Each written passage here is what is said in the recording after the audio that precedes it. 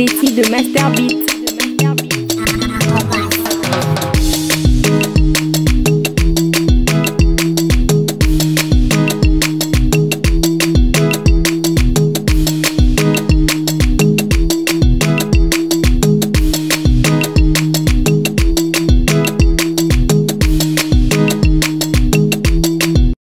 Heureuse de vous retrouver encore ce matin, nos abonnés, je vous salue partout où vous êtes et je salue notre cordon Alvin Ozanabo Gabel depuis États-Unis. Je vous salue. Notre devoir, c'est de vous informer. Ce matin, on va aborder un sujet très capital par rapport à l'université privée où ils ont passé Nakati à Kinshasa. Depuis que Nakati à Kinshasa, tous ont université privée où ils ont agréé, tous ont université où ils ont public, où ils ont public, où ils ont bien. Mais la plupart du monde a université publique, ils ont bien et frappe et ils ont kanasi. Mais Nakati à université publique, ils ont tout dans la réalité. Tu peux par exemple moi par exemple 5h 6h 7h pour que ne cause court bien mais des fois ce moment 7h 8h à Rosa en même place au fond auditeur de plein bala mso fa na ceci na pour c'est-à-dire moi ba condition na université puis public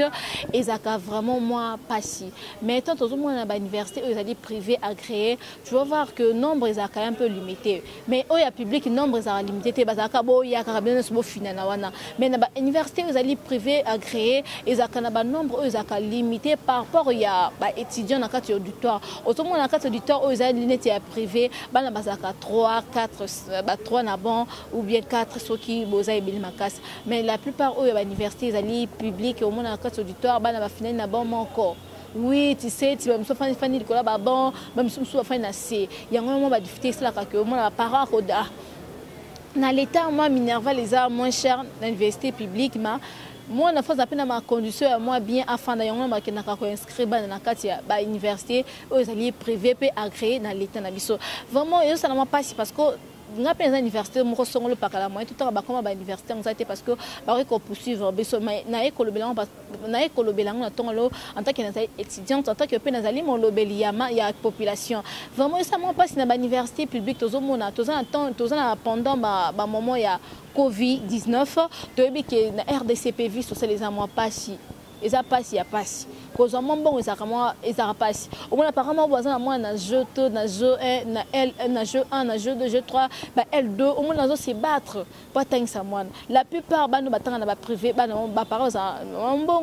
plupart, on a mis car tout le monde a papa, il a un poto, papa, il a un poto, mon a poto, on a fait, à souffrir, à l'eau, tambon, en autant, au moins, on a mis ta caillou, à mi-temps, pour qu'on pas si atteindre la cam, moi, on a frais à tanga. Mais à ma grande surprise, dans l'université, sont le parc. Image na réalisation qu'on a Omega a relancé les biseaux vidéo et en gros on a que université privée parce qu'on est là-bas tout ça qui na moment Covid-19 ba pesa qui moi repos na ba université nyo so Kinshasa na ba non so l'humanité première ba ki to paiement pour la maladie yango to moni ki ba manka mo pe enseignement ki na ki moi mo boule mo moni mo ministre d'enseignement ba kanga ki ozana procès baza ko landela wili ba konga. Mais tout le monde qui, moment où on est à Covid-19, qui après lancé le 22, ah ouais, qui l'a rentré pour le 22 février, qui l'a rentré. Tout le monde qui va il y avait la première, il y a humanité, tout le monde qui est à l'université. Mais il y a une grande surprise à l'université, son lot pakala, vraiment, tout le monde va matisser ma frère. Tu as vu que l'université où on a son lot batwa, bengi ngai, ba ici maman Denise, lobela bisope maman, boza le bébé la population ba kondi ba yoka kabino. To osenga na ba kondi na biso vraiment ba université privée, bazara na nombre fixé ba frais na bango. Comme bazar privé ba rotia ba après ba rotia ba minerva ne ba lingi, ba komatane ba lingi, ba ko ajouter ne ba lingi, na presque tout ba qui c'est la moment à Covid oh mais bazo matisa.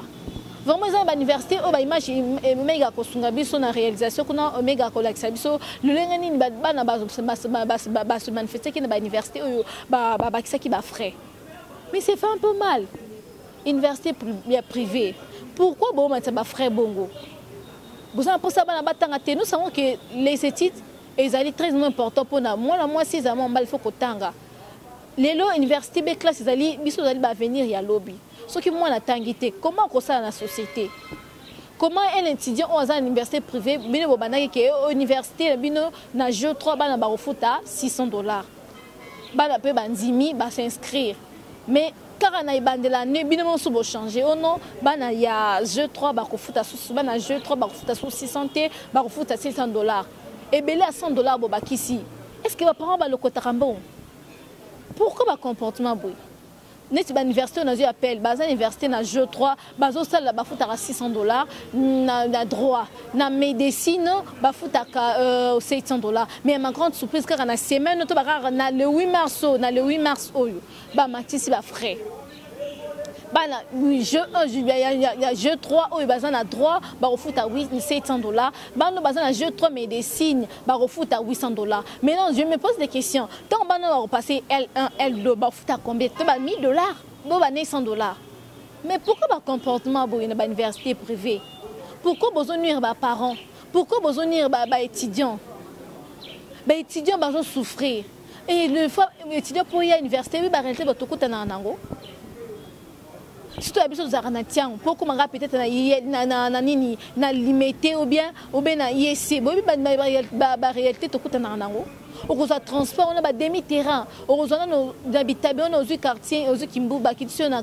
nini na aux quartier ba 500 francs au ti des bonhommes aux par exemple habitable aux habitable ti des bonhommes 500 francs au kitina des bonhommes aux ti IEC 1000 francs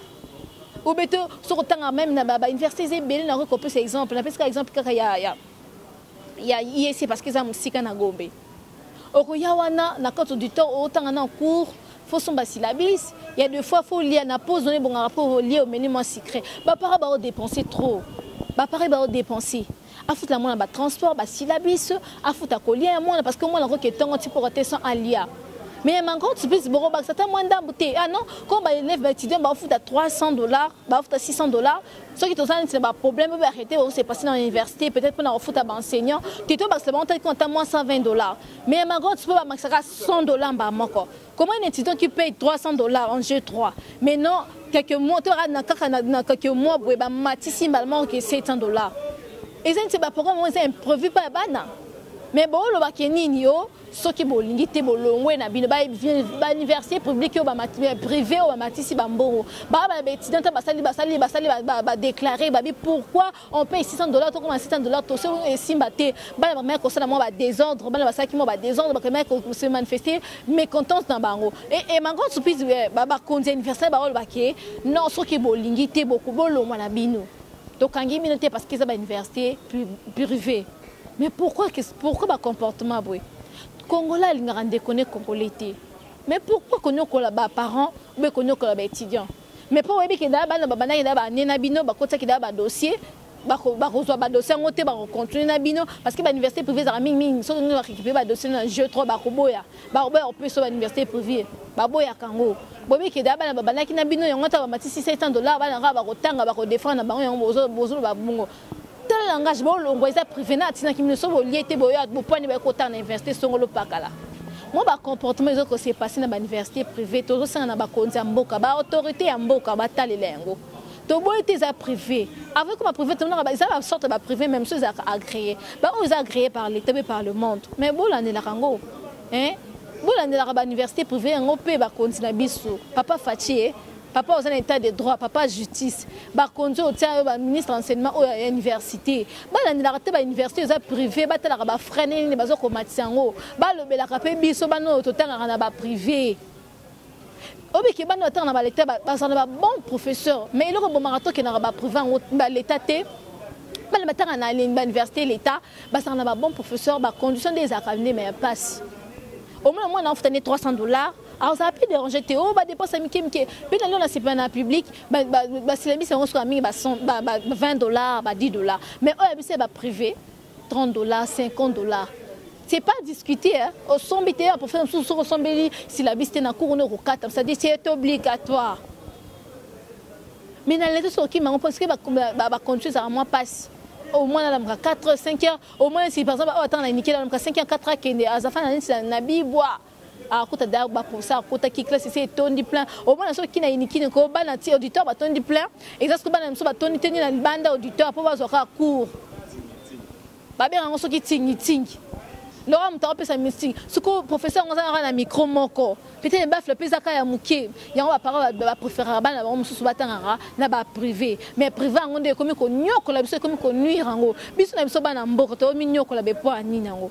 ba université aux étrangers ça tellement cher to nyon to soaka à la RDC to no kita na ba Lubumbashi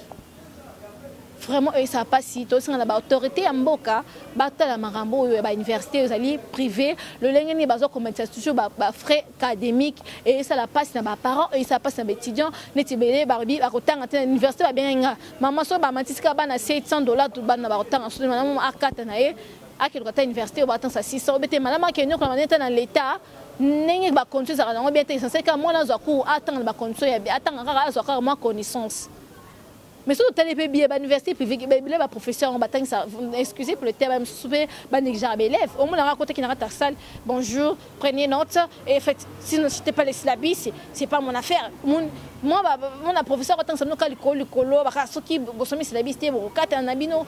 pas le temps de vous enseigner. Explication, moi,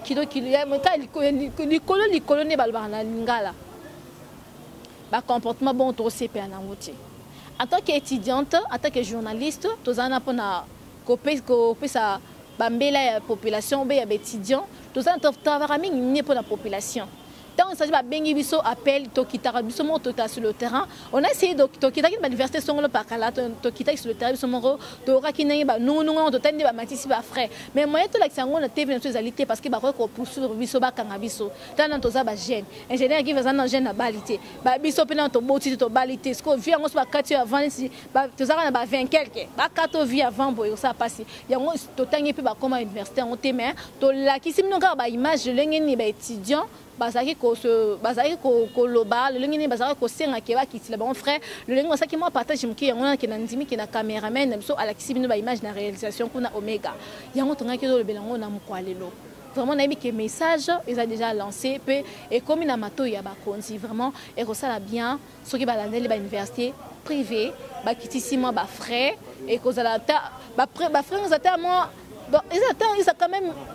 abordable. Tu vois, un étudiant qui est en jeu 3, il peut payer 600 ou $500. Maintenant, ce qui est étonnant, un étudiant de jeu 3, il paye 600. Maintenant, un étudiant de jeu 1, tu vas voir qu'il va payer 500, $80, 590. Et ça, c'est un comme vraiment, tout ça, c'est une université. On peut avoir des frères, des associés, des parents, des soucis, des étudiants, des cours. Oh bah zotanga pour ba parents pessimno boza privé mais ba pessimno confiance ba tineli bino bana pour ba peut-être ba yebi ke botangi ça bien ba yebi ke université na bino beza compétence moko ya bien yango ba tinela ka bino bana mais bon décevoir ba parents na te ba pesa bino confiance bon ça ba frère bon ça ba silabis et ko ça vraiment bien bobi ke mboka so na pasi makasi ba biso ba parents na bana mpoto ba mso ba parents na ba poto ba nyu comment. Et si mon papa est en jeu, il est en université. Il est en souffrance. Il est mal au dos. Il est la poto au côté kao, bimi poko, au lembi. Elle est formée dans mon alia. Bon, à la Kinshasa, mon parents ont bimasa fonctionnaire à l'État. Bah, cela on y a passé. Ah, toi qui es enseignant, il y a humanité, bah, ça grève parce que bah, fout à bangoté. Enseignant, ah, on a ceux qui $100 et ceux qui $50. Bazar na condition mon bien mais au bino bazar na prouvé ba foutre bino bien parce que ba frère on te foutre na prouvé ya ngande ba foutre bino ba professeur bozar na ba prix bozar na ba salaire na bino à part ça bozar na ba on a mis na ba syllabis boté que la ba syllabis ba $50 to so ba encore poto zwa en fait to kata na te o na ko ba ende yango wana na tongwa lelo to comme na suka emission ya mokwalelo na bi ke message déjà ils déjà et comme na mato ya ba konzi et comme na mato ya ba autorité au bazana kati ba université privée. Merci vraiment nanza mo to apesa ki biso toujours pe ma merci na bato apesa nga confiance wa benga ki ngabi lobela biso na maman Denise Likambo Etali ba université privée na mbiki to lobeli yango to laksini ba image moni ki ne ba na basa ko souffrir vraiment et ko sala bien to comme na suka na pesi mbote na ngai na cordon na biso Alvin Bogabel depuis États-Unis, papa Tokos, papa social, je te salue. Et derrière la caméra, je vois un homme qui s'appelle Give Moke, papa de Sublime Moke, autorité morale. Au baba différence dans Maïndé, beaucoup sont pas ingénieur Give Moke, n'a pas si beauté, n'a pas si joyeux anniversaire, n'a précis le tout. Moi, c'est ta journaliste de l'X, joyeux anniversaire à toi, des bonnes choses à toi, ma chérie. Motama malam, du bonheur dans ta vie, du succès. Sans oublier la réalisation de Moni. Tomoni Omega Zana, Omega Topesio Bambote, il y a trop, mon frère. Sans oublier, je salue nos stagiaires, Promédi Kamanda et Esther Lema. Je te salue partout. Et je salue mon père biologique, papa Trégos Moutoum. Je te salue depuis Belgique. Sans oublier ma maman chérie, Dalulu Kandolo, on a Pesio Bambote, il y a trop. Topesi Bambote, na Batuno, soit l'Inrabiso. Peut-être aussi, on a s'abonner, car on ne sait jamais. Vous s'abonner massivement sur notre chaîne, le peuple d'abord, car vous ne serez jamais dessus. Parce que, vous avez fait ma émission sur le magazine Tokos, vous avez fait ma émission sur la voix du peuple face à face à la chaîne Nabino, Torbo Bello, côté de la Samuel Nyonso. Vous avez la difficulté, Belé, la commune différent, vous avez la difficulté à Maï, à Courant, tout ça, il numéro à l'écran, on a osé quitter ça, ben abiso, toko quitter sur le terrain, toko le Macambo, vous avez coupé nango, na ba quartier, na ba commune, ils la Maï, ils la Courant, tozana pour na bino population. Merci. Ce qui nous a participé, maman Denise Joël, je vous aime, je vous bisous, à la prochaine, bye bye.